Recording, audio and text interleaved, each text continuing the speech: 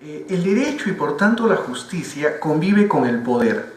Esta es una primera precisión que nos recuerda Mario Mesa en el libro que presentamos, Justicia y Poder en tiempos de violencia, orden, seguridad y autoridad en el Perú, 1970-2000, Fondo Editorial PUC 2013, 203 páginas. El derecho requiere del Estado, o por lo menos de organizaciones configurativas o aglutinantes de un poder que no siempre es el Estado, que se alza por encima de la sociedad. El derecho sin poder o en ausencia de sus manifestaciones, la coerción y la coacción, esto es la amenaza de sufrir un perjuicio personal, material o moral, la coerción, como la espada de Damocles que pende sobre la cabeza de un individuo, o la coacción como el padecimiento real, efectivo de la fuerza, como la espada que cae sobre el cuello de Damocles, sería ineficaz, estaría privada de sus largos y poderosos brazos, y solo tendría un alcance retórico. El poder, por otro lado, no puede ser fuerza pura. En efecto, la coerción y la coacción no bastan, no se sirven por sí mismos. La fuerza estatal o simplemente organizada requiere de una legitimidad que se le ofrece el derecho. A diferencia de lo que haría un jurista, habituado a los procedimientos formales en la tarea de discernir justicia, Mario Mesa amplía como percusionista la historia reciente. No se ocupa solo de aquellos casos que se ventilan ante el Poder Judicial, o judicial, como se dice con dulzura y popular ironía en los Andes. Mesa amplía su búsqueda en un terreno quizás más grosero y más temible, pero no por ello menos imperioso para el investigador. El Guayave y concretamente Tocache, en la época de dominio del Sendero Luminoso en esa región, y principalmente también la atroz respuesta de las fuerzas del orden. El libro de Mario Mesa describe casos específicos que van más allá de la reflexión jurídica. La elección de casos supone una elección metodológica impecable. La casuística, tan importante en la vida jurídica romana, medieval e indiana, en la perspectiva contemporánea suele ser evitada por los juristas que militan en nuestra tradición del civil law o derecho romano germánico, o simplemente tradición romanista. Prefieren muchas veces detenerse en el análisis de las normas y de las instituciones. No obstante que en el caso, la lectura de los expedientes, de los autos procesales y ahora, como ha hecho Mario Mesa, en el uso fluido de los periódicos, principalmente el diario El Ojo, nos presentan al derecho y a la justicia como un campo diagramante, un ring de box en el que luchan los poderosos y los débiles como si un peso pesado se enfrentara contra el fair play con un peso pluma. Entre los casos elegidos por Mario Mesa se encuentran el de Guayanay, un caso especial que en su momento, la década de los 70, en plenas reformas de Velasco, interpelaban a la manera de administrar, o por lo menos a la manera tradicional de administrar justicia.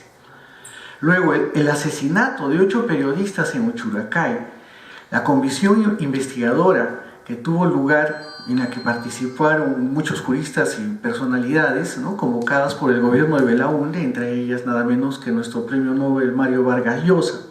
Y más recientemente, ya bajo Fujimori, el caso atroz de la Cantuta. No se detiene Mario solo en lo que llamaríamos justicia oficial o formal. Toma también lo que sería la llamada justicia popular en zonas urbano-marginales a través del diario El Ojo. Recuerdo a un periodista que además se encargaba precisamente de estos casos, un amigo mío, Mario Buroncle, arequipeño, conocido como Caos, con quien a comienzos de los años 80 fundamos una revista en Arequipa que se llamaba Aguijón, Revista de Penetración Ideológica. Tiempo después, Mario Buroncle emigraría a Lima y trabajaría en el diario El Ojo, cuando entonces este periódico se encontraba en la avenida Wilson, ¿no? Y bueno, además de encargarse de los horóscopos, Mario Buroncle se encargaba también de esta clase de noticias, ¿no? Así que tal vez de haberlo sabido que preparabas este libro, lo habríamos concertado una entrevista. Quisiera destacar principalmente, lo hizo Karen y creo que con mucha solvencia, el análisis de tres grandes casos en el mundo de la justicia formal. Creo que sobre el particular no vale la pena insistir más, por lo menos en esta presentación, quizás sí en un documento escrito. Pero quisiera referirme entonces a la justicia llamada popular, que también forma parte de una de las dimensiones de análisis de Mario Mesa. Los analistas parten o de un rechazo contra este tipo de, entre comillas, administración de justicia, un rechazo pleno, absoluto, categórico, pero ese rechazo no sirve absolutamente de nada porque se sigue presentando. Sería algo así como una política del avestruz, es decir, esconder la cabeza.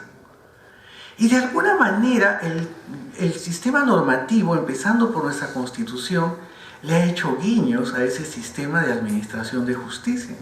En efecto, tenemos un artículo en la Constitución, el 149, que establece, ¿no?, ámbitos de reconocimiento de la llamada justicia popular. Por lo menos a nivel de las comunidades campesinas, en la sierra, y de las comunidades andinas, amazónicas, ¿no?, en la Amazonía nuestra. Pero también el reconocimiento de las rondas campesinas, ¿no? Hay cierta discusión legislativa y teórica acerca de eso, pero nadie duda de que en la práctica sí administran justicia. Esta norma constitucional había pensado en un mecanismo de vinculación, de coordinación entre la administración de justicia popular y el aparato formal de administración de justicia. Era preciso que se dictase una ley que sirviera para desarrollar el dispositivo constitucional. Esta ley, no sé si para bien o para mal, nunca se dictó. Es más, los colegas que hacen antropología jurídica también se dividen. Hay algunos que consideran que es mejor que esa norma no se dicte, mientras que hay otros que sí echan de menos una reglamentación de la misma. Bueno, lo que he podido ver es de que es un fenómeno permanente en las zonas urbano-marginales y además en algunas ciudades del interior del país. Recuerdo que una alumna de la Universidad de Lima hace algunos años hizo un trabajo, en realidad era a comienzos, esto podría ser a fines de los años 80, sí, o comienzos de los 90, cuando este problema empezó a manifestarse de un modo que hasta entonces no se conocía en Lima. Entonces ella, premunida de una cámara fotográfica, no esperaba la llamada, aún no había llegado el celular entre nosotros, ¿no? Se esperaba la llamada de los dirigentes de los dirigentes urbanos, ¿no? ¿Qué le decían? Algo que está en linde entre lo irónico y lo trágico. Pues decían, señorita o doctora, ella estaba a punto de graduarse, acá hemos capturado a un delincuente, seguramente la gente quiere lincharlo. Entonces recuerdo que decía, por favor espérense un momentito que voy para allá. Entonces, algo terrible, un tragicómico. Bueno, sacó algunas fotografías en efecto, que las exhibió, creo que además una cámara, en la sustentación de la tesis, y el jurado naturalmente le dijo, oiga, señorita, mejor no exhiba esta clase de sanciones porque eran terriblemente crueles. Es decir, hace solo unos 2 años, en Juliaca, el hijo de un fiscal, ¿no?, fue linchado por unos pobladores. Uno podría pensar que se trataban de pobladores todos, digamos, campesinos, ¿no? Irónicamente, la gran paradoja, quien dirigió el ataque contra este muchacho, que además en realidad no era ningún ladrón, simplemente era un muchacho que se había tomado unas copas de más y se había perdido, era nada menos que el fiscal. Es decir, quien estaba llamado nada menos que quizás presentarlo a la autoridad, si hubiera sospechas acerca de su conducta, ¿no? Presentarlo para que sea sometido a un debido proceso, en fin, ¿no? Pero dirigía al grupo, ¿no?, de personas que lincharon a este muchacho, lo quemaron vivo y naturalmente lo mataron. Entonces también, así como hay un rechazo, en unos casos hay, yo diría, otra posición que parte por una suerte de apología de este tipo de justicia popular y que también sin duda es igualmente reprensible. Un caso, podríamos decir, la coronación de esa postura es nada menos que la Constitución boliviana, ¿no?, que sacraliza, que reconoce, ¿no?, hasta cierto punto el uso de la fuerza sin un parámetro de los derechos humanos, ¿no?, y que podríamos decir convalidan o podrían convalidar prácticas como la del linchamiento, que creo que más allá de que se simpatice por formas autónomas de administración de justicia, sin duda constituye una grave infracción de los derechos humanos.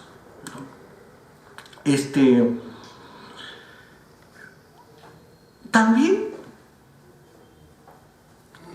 se produce sin duda una colisión entre estas prácticas y la representación de la justicia cuando colisionan con el mismo sistema normativo. Habrán visto, y esto también ha sido transmitido por los medios de televisión, cuando de pronto las rondas campesinas en Cajamarca capturan a una dama, una señora, ¿no?, y ha sido acusada de adulterio. Y entonces usan las cámaras de televisión, seguramente con celulares de última generación también toman fotografías. Han llegado los ronderos en camionetas 4x4, todoterreno, ¿no es cierto?, y toman fotografías de esta señora que está siendo azotada por haber cometido adulterio. Lo irónico del caso es que el adulterio como delito ha desaparecido en el Perú porque el nuevo código, que ya no es tan nuevo, de 1991, no lo reconoce como un tipo penal, que sí lo reconocía el Código Penal antiguo de 1924. Entonces prácticamente todos los países, y recientemente México también, ¿no es cierto?, despenalizó, descriminalizó el adulterio, pero para los ronderos sigue siendo delito. Entonces es curioso porque sin duda se trata de un conflicto legal y cultural, porque ese delito ya no existe, pero sin embargo en la representación cultural de estas personas sí lo es, ¿no? Entonces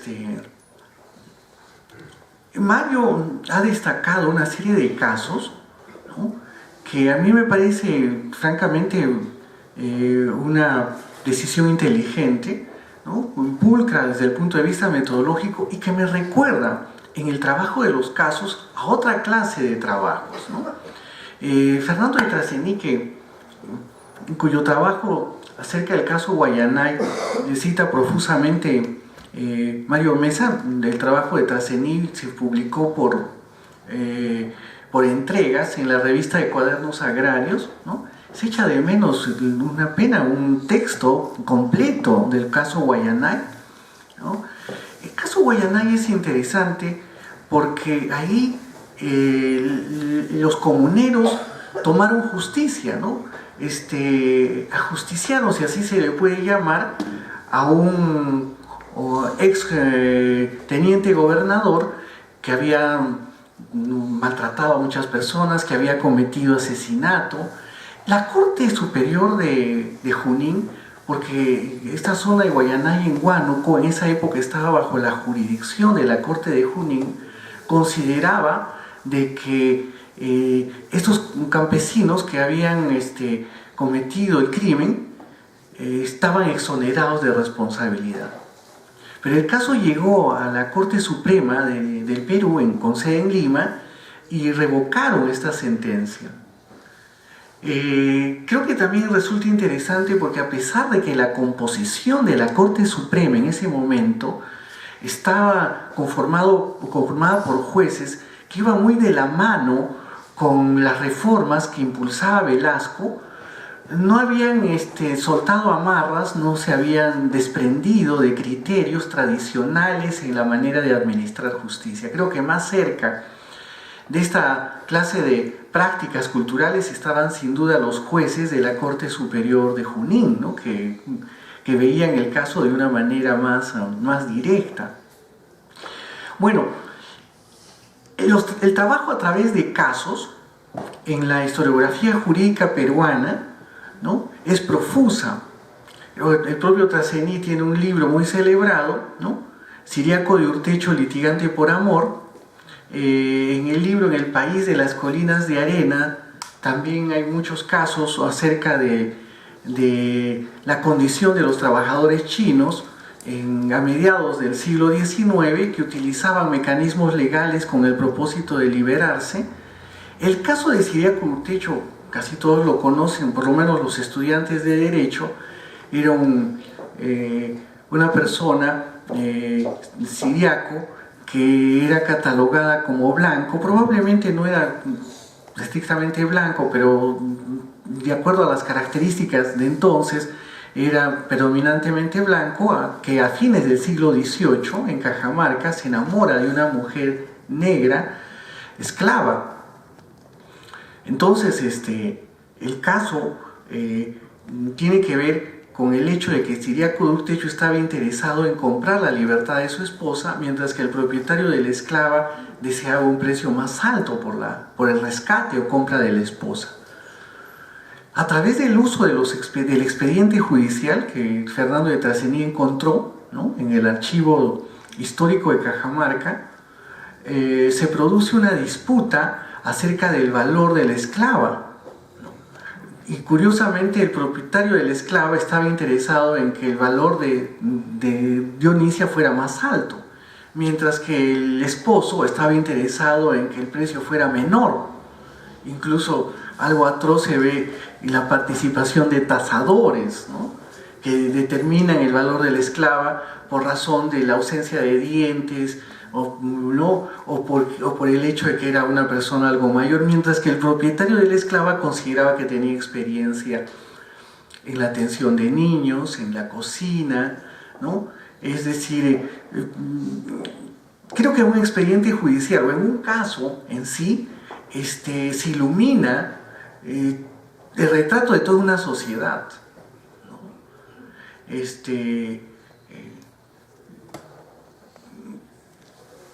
Encontramos hace un tiempo con Martín Baigorria, un antiguo colaborador, el caso de Trinidad María Enríquez, una abogada cusqueña, mejor dicho, una estudiante de derecho cusqueña, a la que no se le dejaba titularse de abogada por el hecho de ser mujer.